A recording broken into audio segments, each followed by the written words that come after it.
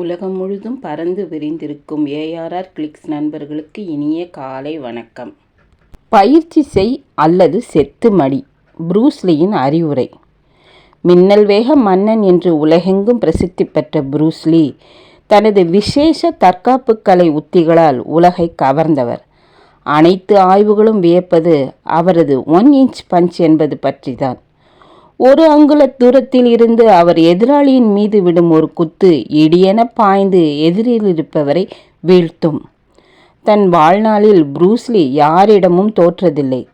அவரது வாழ்க்கையில் சுவையான நிகழ்ச்சிகள் ஏராளம் உள்ளன. அவற்றில் முக்கியமான ஒன்று, இது புரூஸ்லிக்கு நெருக்கமான நண்பர் ஒருவரிடம் புரூஸ்லி அவரை வேகமாக ஓடுமாறு வற்புறுத்தினார். நடந்தது என்ன என்பதை அந்த நண்பரே தெரிவிக்கிறார் இப்படி: தினமும் வேகமாக 3 மைல் ஓடுமாறு என்னை புரூஸ்லி கூறினார். 21 அல்லது 22 நிமிடங்கள் நாங்கள் 3 மைல்களை ஓடி கடந்தோம். அதாவது 1 மைலை ஓடி கடக்க சுமார் 8 நிமிடங்களே ஆனது. ஆனால் புரூஸ்லி 1 மைல் ஓட எடுத்துக்கொண்ட நேரம் 6.5 நிமிடங்கள். ஒரு நாள் காலை அவர் என்னிடம் கூறினார், 5 நிமிடங்களில் ஓடி 1 மைலை கடக்கப் போகிறோம். உடனே நான் கூறினேன், புரூஸ், என்னால் 5 நிமிடங்களில் முடியாது. நான் உன்னை விட வயதானவன், என்னால் முடியவே முடியாது. உடனே புரூஸ் கூறினார், 3 நிமிடங்கள் ஆனவுடன் நடையை மாற்றுவோம். மீதி 2 நிமிடங்களில் நீ அதை முடித்து விடலாம். உடனே நான் கூறினேன், ஓகே, நான் அதை செய்து பார்க்கிறேன்.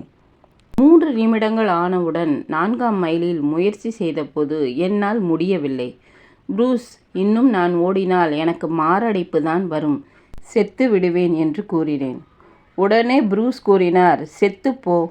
இதை கேட்டு கோபமடைந்த புரூஸ்லியின் நண்பர் 5 மைலையும் ஒருவாறாக ஓடி கடந்தார்.